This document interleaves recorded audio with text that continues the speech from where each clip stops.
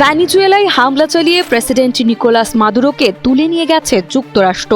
এরপরেই মার্কিন president Donald Trump স্পষ্ট জানিয়েছেন, ভেনেজুয়েলায় মার্কিন হস্তক্ষেপের কোনো অর্থ যুক্তরাষ্ট্রকে ব্যয় করতে হবে না, কারণ ভেনেজুয়েলার বিশাল তেল সম্পদ পুনর্গঠন করে সব খরচ সেখান থেকে বহন করা হবে। সেই সাথে যুক্তরাষ্ট্রের অর্থনীতি এবং আঞ্চলিক স্থিতিশীলতা দুটোই লাভবান হবে বলেও জানান তিনি। শনিবার ফ্লোরিডার পাম বিচে ডোনাল্ড ট্রাম্প এই ঘোষণা দেন।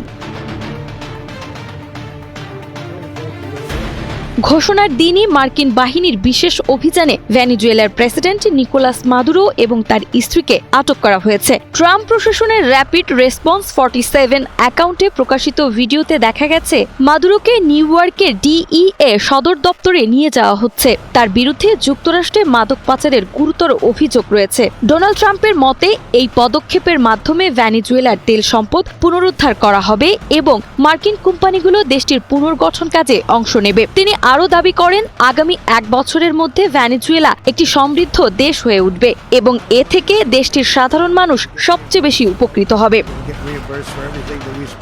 বিশ্লেষকরা মনে করছেন, এই হস্তক্ষেপের ফলে ভেনেজুয়েলার অর্থনীতি পুনরায় তেল নির্ভর হয়ে উঠলেও আঞ্চলিক রাজনৈতিক উত্তেজনা বাড়তে পারে। তবে ট্রাম্প প্রশাসন আশা করছে দেশটির পুনর্গঠন এবং তেল সম্পদের ব্যবহার আঞ্চলিক স্থিতিশীলতা ফিরিয়ে আনবে।